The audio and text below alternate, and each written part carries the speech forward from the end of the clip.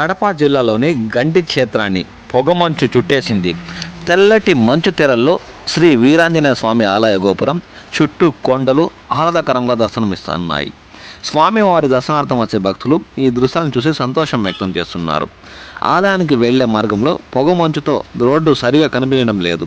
రాకపోకల సమయంలో వాహనదారులు జాగ్రత్త తీసుకోవాలని ఆలయ అధికారులు భక్తులను సూచిస్తున్నారు.